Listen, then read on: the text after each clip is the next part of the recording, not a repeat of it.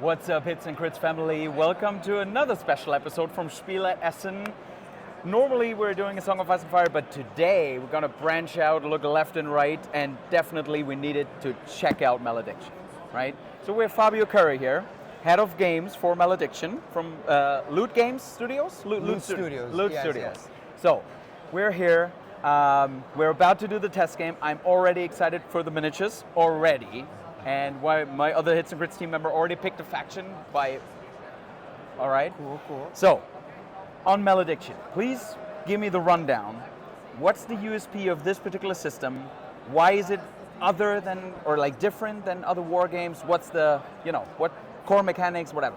Awesome. I'm gonna run you down what I usually do here at the booth, and I'll give you my 1 minute spiel. Okay. Which is actually 2 minutes. Okay. But Awesome. So basically, Malediction is a miniatures card game, meaning that you're gonna assemble a deck of 30 cards, and these cards have units, spells, and items. And what makes it really cool is that units are deployed onto the battlefield as you play their unit cards. Yeah. So this makes for really fast, dynamic gameplay. Two players that are familiar with the game, they played like 2-3 times. Yeah. They can play a full game in 45 minutes. Usually an hour means the game is dragging into round 6. Okay. Right, so it's very fast paced. Yeah. Quick, fast-paced game. Yeah. Something else I really enjoy is the way that the game does deployment. So obviously in round 1 you start deploying units only in your deployment zone, but as the game progresses, I'm meaning round 2 onwards, you can deploy units either on your deployment zone or 1 inch from any unengaged ally. So they don't need to deploy way back when and run up. Okay. That's why the game is really fast paced, and there's a lot of strategic decisions. Cool. Sometimes you want to not fight, so that unit becomes, I like to call it deploy homing beacon. Yeah. A beacon. Right? Yeah. Cool. It's not the official name, but that's how I explain it. Yeah. Also, I'm saying a lot of my apologies. Also, what's really cool is that we have 2 ways of selling the product currently. Okay. So we have the faction decks, Yeah. which they come with 84 cards for that faction. Like I said, you build a deck of 30, but we're giving you 84 cards, and here there are 2 To build decks. To build several. to build 1 deck, right? Yeah, But yeah, we're giving you all the option already up front for units and spells and items. Yeah. And it comes with 2 seeker options. Seekers are the leaders and commanders of your warband. So once again, you're already having options top down, right? From the leader to all the other cards and all the other units. Cool. When you buy the faction deck, you get all the 84 cards, you get a D20, which is all you need to play the game, is a D20. Okay. And then you get the ownership of all the STL files included for that faction. This means 29 miniature STL files and 5 terrain STL files, and each faction would have their own exclusive miniatures. their own terrain. Exactly. For each faction. And there are 4 factions? There are 4 factions all right. currently.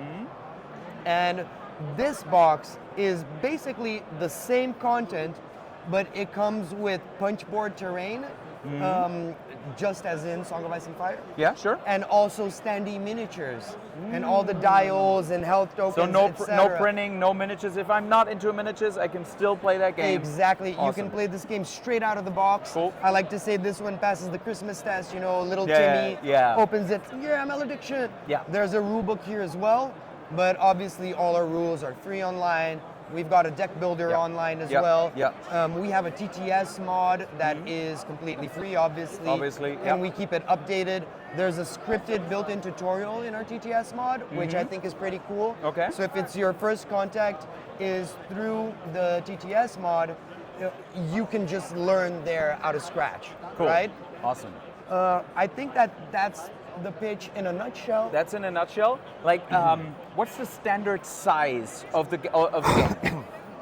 So here you're looking at a demo playmat, which is 2 by 2 feet. These are not even for sale. These only exist at conventions. The standard game size is 2.5 feet by 2.5 feet, meaning 75 centimeters square. Yeah. And this is really good in my opinion, because it's right in that sweet spot between a small miniature game and a card game. So these work at the bar table. You know what I mean? And quick setup, right? And quick setup. Because a lot of times when you play war games, you're like reluctant to like, oh, should I grab that big box and set up the table, do this and terrain and X, Y, Z, right? So this one is pretty, yeah.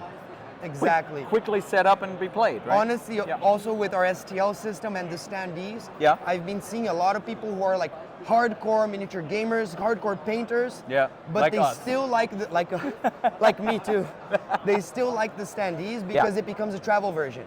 So if you want to play in your house, you use your 3D stuff. You want to, like, you have a neighbor maybe. Yeah. But some people travel, you know, or sometimes you're far away from your wargame club.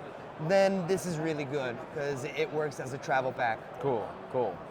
So, getting more personal, your favorite faction, what is it and why? That's hard. Man. That's I know, but I still do it to you. Okay, honestly, I love the Primal Blood. I think they have a very, very unique visual that no other game I've seen has. Yeah. You know, we have Thundersteps here, which is our poster child. Oh, hopefully you'll see B-roll footage of our giant Thundersteps. We will show it, yeah. Okay, awesome. And once again, this faction comes with the Noxious Flesh Garden terrains, which are these giant spewing blood. And I love this. Obviously, these are super well painted by our staff, you know, I cannot reach this level yet. Yeah. But I train and I try. Yeah. I think this is my favorite faction. Also, gameplay-wise, they are, in my mind, my favorite faction because they're all about like hitting first, hitting hard, and I'm an aggressive player. Okay. So, and basically, another thing that's really interesting is the Noxious Flesh Garden. The terrain rules for this is that if you step on these terrains, you suffer damage. And lots of these units have knockback skills where if they score a hit on you, they knock you back. So you triangulate your opponent and you push them into the lava. Right? Oh, okay. So this is something I like where positioning also matters. terrain effects, terrain engagement. Yeah, exactly. Cool. So like, final question maybe, or like, is there, so you obviously can win by killing your opponent, probably, but are there also like objective markers, certain scenarios, what is it? That's perfect, that's a great question. So you win by scoring a threshold in mastery. It can be predetermined by the players beforehand, but we have a standard game mode. Okay. And in the standard game mode, you acquire 40 mastery. So basically, how do you gain mastery? You gain mastery either by killing units. Okay. And the stronger the enemy unit is, the more mastery you gain. But also, you gain mastery by claiming husks. And basically, husks are, well, the husks of former relic wielders. Oh, okay. And when you're in the end phase, if you're unengaged and near one, the unit will manifest out of their will a relic out of the husk, which is a very powerful artifact. Okay. And if you control any husk, it gives you 10 mastery points. Okay. But there's a but. So pretty strong. Yeah, it's very strong. Okay, but there's a but. So like I said, husks are former relic wielders who died. So if I manage to kill your relic wielder, they become a husk and you lose 10 mastery points. So it's kind of this capture the flag situation. Yeah. Where you, in the end, you can either claim the 4 husks on the battlefield, which is nigh impossible. Yeah. Or you can kill a lot of enemy units. Usually it's a mix of both, right? I think that's the way you achieve victory.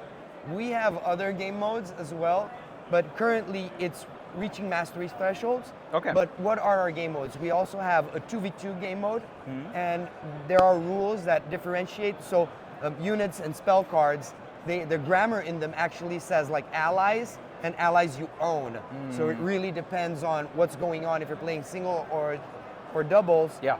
The cards already incorporate this into their system. Yeah. And we have a 2v1 mode, which is my favorite, called the Nemesis mode. Okay. Where 2 people are playing as allies just as if they were playing 2v2, but the Nemesis has not only extra resources, but once he's activating all his units, in round 1, he can reactivate 1 unit. In round 2, he can reactivate 2 units. Okay. And he gets progressively stronger over time. Exactly. Right. So to me, this is really interesting. We are working on other game modes, but I'll keep some secrets to myself. Okay, that's cool. That's fair. So yeah, we're in Hall 1, obviously, and I really love your booth, man. So in Hall 1, for you guys out there, Spiel, like Hall 1 is the place to be for miniatures games and stuff. So I can really appreciate what you have done with the campaign, right? And where Malediction is right now. I totally love that you pay just for 1 box. You get the cards and the STLs, and you can do whatever. I really appreciate this. So definitely check it out. Yeah, And that's about it, I guess. Great. Yeah, any last words from you? I'd just like to thank you guys for coming and Sure. showing up. Sure. I'm super happy. I hope everyone from Hits and Crits, if you can't show up to the Malediction booth, please check our website, check our TTS mod. I really do believe this has a great connect to the players that watch Hits and Crits. Yeah. Because once again, you're deck building, then you're also playing with models. Yeah. It is a playing skirmish tactics game. cards. Exactly. Yeah, cool. Tactics cards, what are those? Yeah, I mean like cards. Yeah, you know what I mean. Like cards where you certain triggers and like all that. Yeah, it was great talking to you. There's nothing more to say. Until we meet again, roll those crits, guys. Bye-bye.